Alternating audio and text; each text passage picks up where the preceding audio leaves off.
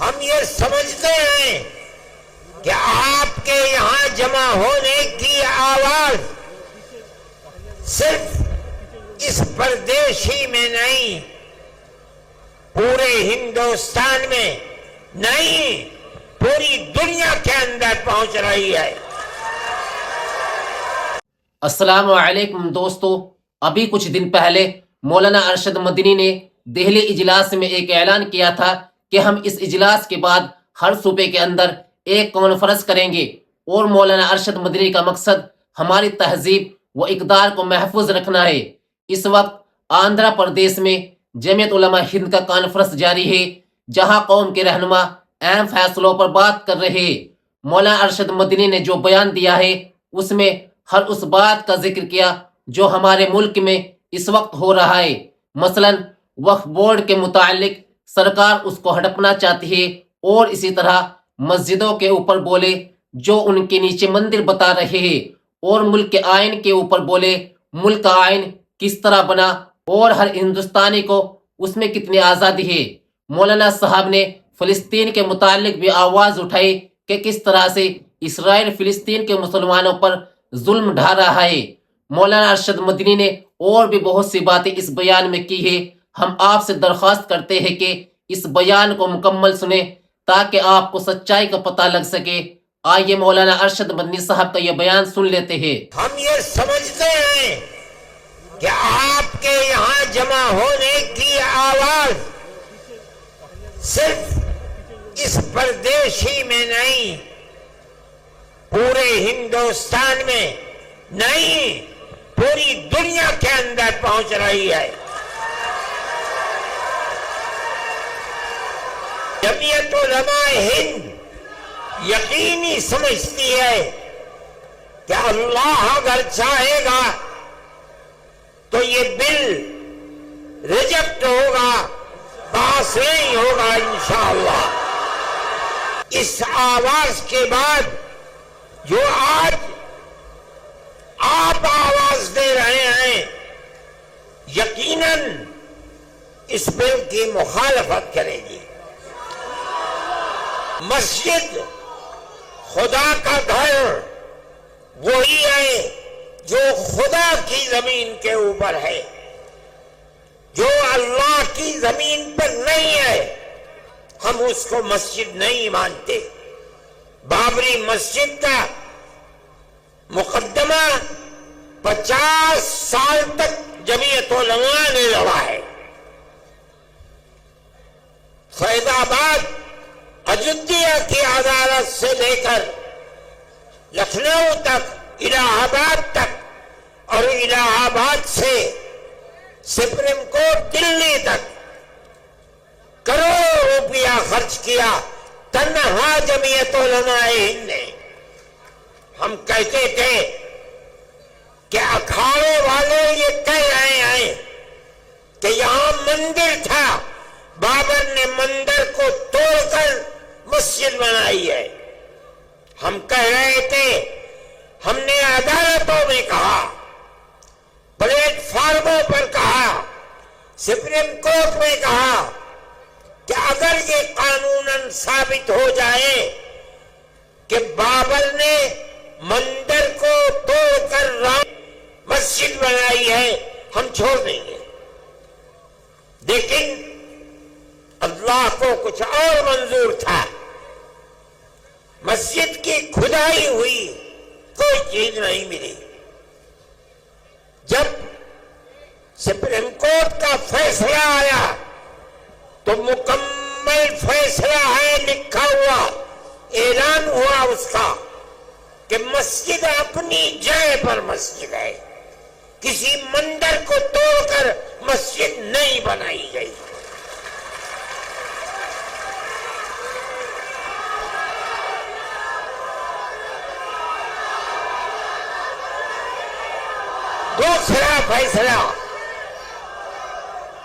دوسرا فیصلہ یہ ہے سپریم کورٹ کا کہ جن لوگوں نے مسجد کو شہید کیا، مسجد کے وہ مجرم ہیں۔ لوگوں نے مسجد کو شہید کیا، مسجد کے اندر گھس کر بت رکھا ہے وہ مجرم ہے. لیکن ہم یہ سمجھ رہے تھے کہ تیسرا فیصلہ اب یقیناً یہ آئے گا کہ مسجد. دوسرا فیصلہ یہ ہے سپریم کورٹ کا کہ جن لوگوں نے مسجد کو شہید کیا، مسجد کے اندر گھس کر بت رکھا ہے وہ مجرم ہے. لیکن ہم یہ سمجھ رہے تھے کہ تیسرا فیصلہ اب یقیناً یہ آئے گا کہ مسجد ہے، مندر نہیں ہے، مسلمانوں کا حق ہے. لیکن تیسرا فیصلہ آیا کہ ہم مسجد اکھاڑے کو دیتے ہیں. ہم کچھ نہیں کر سکے، وہ ہماری سب سے بڑی عدالت ہے. لیکن ہمیں اس بات کی خوشی ہے کہ بابری مسجد تھی. ہندوستان کا سپریم کورٹ بتاتا ہے مسجد اپنی جگہ پر ہے.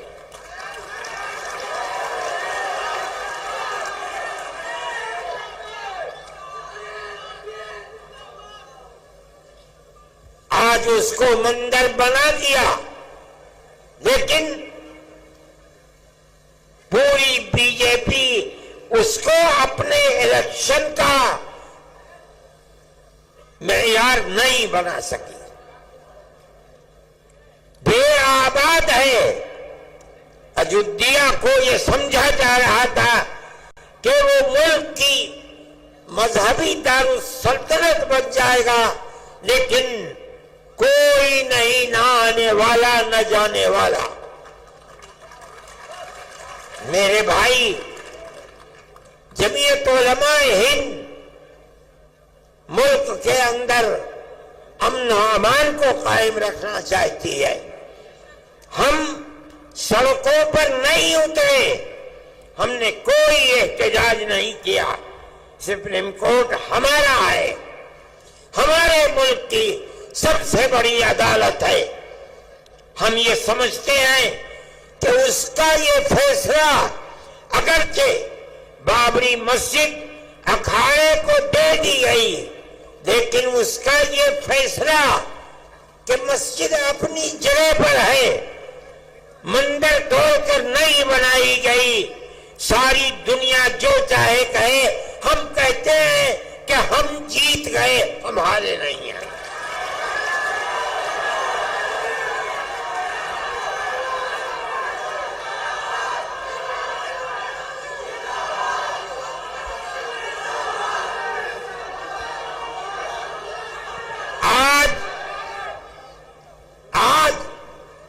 یہ مسئلہ وقف کا چلا دیا. ایک وقف کا قانون بنا ہوا ہے، ملک کی آزادی سے پہلے سے بنا ہوا ہے. اس کے اندر جمعیت علماء نے اپنے بڑے بڑے اجتماع کر کے اس کی کمزوریوں کو دور کرایا، اور آج وہ قانونی بل ہے. اس کے اندر یہ بات ہے، وقف بائی یوزر، کہ جو وقف کی حیثیت سے، مسجد کی حیثیت سے، درگاہ کی حیثیت سے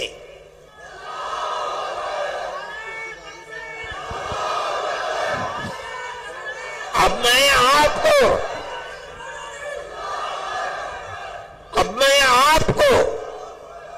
اس وقف نے، اس ترمیمی بل نے، جس کی ہم مخالفت کر رہے ہیں، میں آپ کو بتاتا ہوں، یہ موجودہ ترمیمی بل نہیں ہے. در حقیقت مسلمانوں کے اوقاف کو کھا لینے کے لیے بل لایا گیا ہے، ہڑپ کرنے کے لیے بل لایا گیا ہے، مسلمانوں کی جائیدادوں کو چھیننے کے لیے بل لایا گیا ہے. دیکھیے، آج تک ہندوستان میں جہاں بھی وقف بورڈ ہے، اس وقف بورڈ کے جتنے ممبر ہوتے ہیں وہ ممبر گورنمنٹ کے بنائے ہوئے نہیں ہوتے، بلکہ ان ممبروں کا الیکشن ہوتا ہے، لیکن وہ سارے ممبر مسلمان ہوتے ہیں۔ کیوں؟ وقف مسلمانوں کا ہے، مسلمانوں کے اوقاف پر وقف بورڈ کے اندر کام ہوتا ہے، اس لیے 11 ممبر ہوتے ہیں عام طریقے پر، شرط ہے وہ 11 کے 11 الیکشن سے آتے ہیں اور سب کے سب مسلمان ہوتے ہیں۔ اب آپ دیکھیے اس بل کی نمبر 11 کا اے، پیج نمبر صفحہ نمبر 6، وہ یہ کہتے ہیں کہ بورڈ کے 11 ممبر جو گورنمنٹ جن کا انتخاب کرتی ہے، انتخاب نہیں ہوگا بلکہ گورنمنٹ کو خود منتخب کر کے بغیر الیکشن کے لا کر رکھے گی۔ ہم کیا جانتے ہیں کہ کن کو رکھتے ہو؟ پھر وہ کہتے ہیں کہ ان 11 میں سے صرف 4 ممبر مسلمان ہوں گے اور 7 ممبر غیر مسلم ہوں گے۔ وقف ہمارا ہے، ہمارے باپ دادا کا ہے، ہماری زمینیں ہیں، وہ جو 7 ممبر زیادہ ہیں اور وہ مسلمان نہیں ہیں، وہ کیا جانے کہ وقف کی حفاظت کس طرح ہوگی۔ اس کا مطلب ہے کہ گورنمنٹ صوبائی گورنمنٹ ہے، اس کو کھانا چاہتی ہیں ہمارے وقف ہیں، ہمارے باپ دادا کے وقف ہیں، جن کی تعداد 11 ہے، اس 11 میں سے صرف 4 مسلمان ہوں گے، باقی سب کرسچن،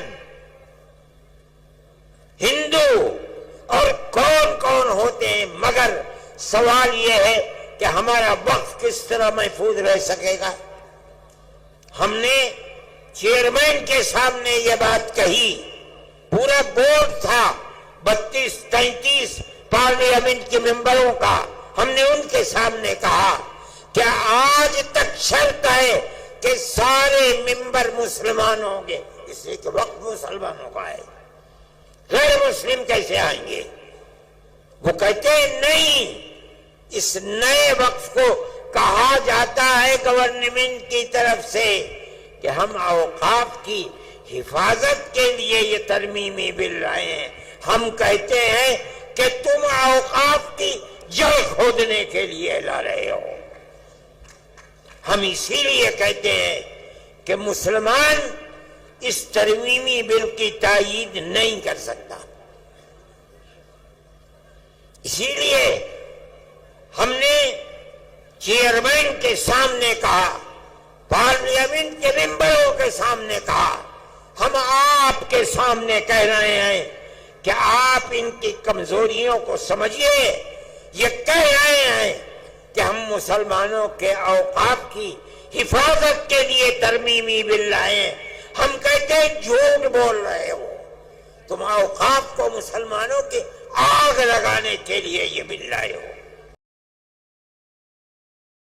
جمعیت علماء ہند آج کے وہ حالات جو اس دنیا کے اندر ہیں یا ملک کے اندر ہیں، ان کو بڑے گہرے طریقے پر دیکھتی ہے۔ ملک کے اندر جو بات چیت چل رہی ہے فرقہ پرستی کی، چاہے وہ مکانوں کے اوپر بلڈوزر چلنے کی بات ہو، یا آسام کے اندر مسلمانوں کو ملک کے اندر رہنے کے حق سے محروم کرنے کی ہو، یا مسلمانوں کے مدرسوں کو بے پالو بے بالو پر کرنے کی ہو، جمعیت علماء ہند ان تمام چیزوں کی مخالفت کرتی ہے۔ اسی طرح ہم فلسطین کے مسئلے کو، اگرچہ ہمارے ملک کے پرائم منسٹر نے پہلے دن یہ بات کہی تھی کہ فلسطین کے لوگ دہشت گرد ہیں، میں نے اس وقت یہ بات اخبارات میں دی تھی اور میڈیا کے اندر دی تھی کہ مجھے افسوس ہے کہ ارباب اقتدار یہ نہیں جانتے کہ مسئلہ کیا ہے۔ مسئلہ تو صرف اتنا ہے کہ اسرائیل کو یورپ اور امریکہ نے خلافت اسلامیہ ترکیہ کو توڑ کر اسرائیل کو جنم دیا، بیت المقدس اس میں نہیں تھا۔ اس کے بعد امریکہ یورپ نے مل کر اسرائیل میں اپنی فوجیں بھیج کر فلسطین کے اوپر قبضہ کیا، بیت المقدس پر قبضہ کیا، ہزاروں آدمی مارے گئے، بیت المقدس پر قبضہ کیا، فلسطین کو اپنا غلام بنا لیا۔ اس کے بعد پھر شام کے اوپر حملہ کیا اور گولان کی پہاڑیوں پر قبضہ کر کے یہودیوں کی بستیاں بسا دی۔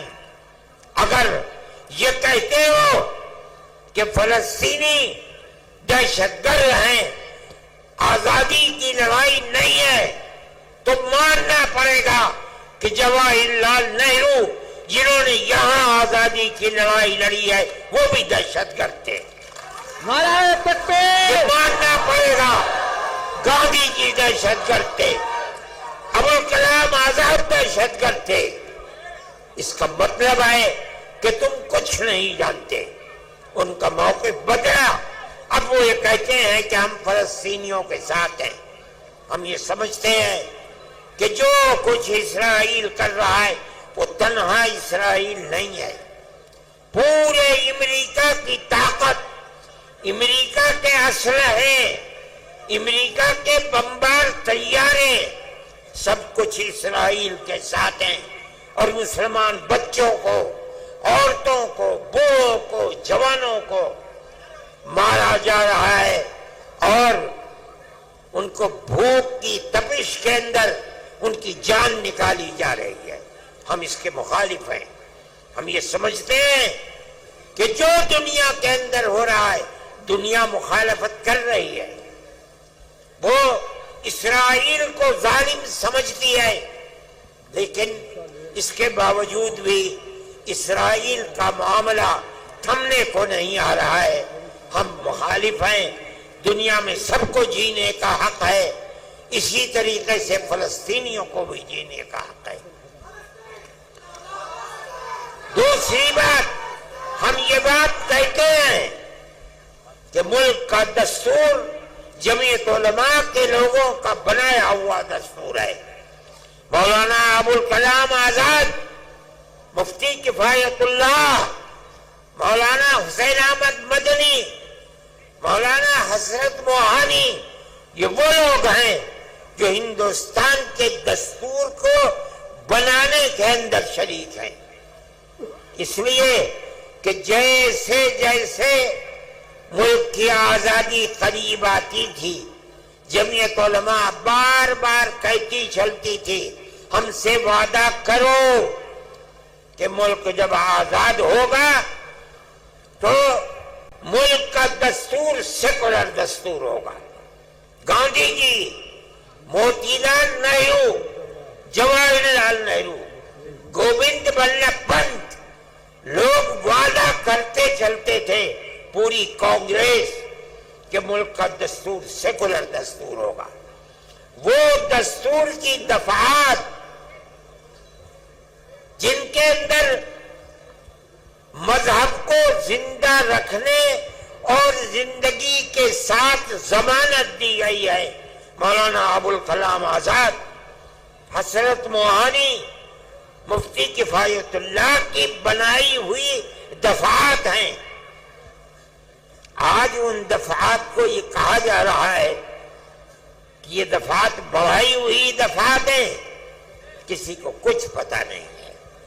آج جو لوگ اقتدار پر ہیں انہیں پتہ نہیں کہ ملک کی آزادی میں قربانی کنہوں نے دی ہے، ملک کا دستور کیا کہہ رہا ہے، انہیں کسی چیز کا پتہ نہیں۔ مجھے حیرت ہوئی جس دن پٹنے میں ہمارا جلسہ تھا، مجھے لوگوں نے پرائم منسٹر کا ویڈیو سنایا جس میں پرائم منسٹر یہ کہہ رہے تھے کہ ہندوستان کے دستور کے اندر کہیں وقف کا ذکر نہیں ہے۔ میں نے اپنے سر کو پیٹا۔ ملک کا وزیر اعظم یہ کہتا ہے، اس کا مطلب یہ ہے، میں نے کہا کل کو تم کہنے لگو گے کہ ملک کے دستور کے اندر حج کا کوئی ذکر نہیں ہے، پرسوں وہ کہو گے کہ ملک کے دستور میں نماز کا کوئی ذکر نہیں ہے، اگلے دن کہو گے کہ ملک کے دستور میں روزے کا کوئی ذکر نہیں، مسجد کا کوئی ذکر نہیں۔ ارے اللہ کے بندے، اسلام اور مذہب کی ضمانت ملک کے دستور میں دی گئی ہے، یہ ہمارا مذہب ہے۔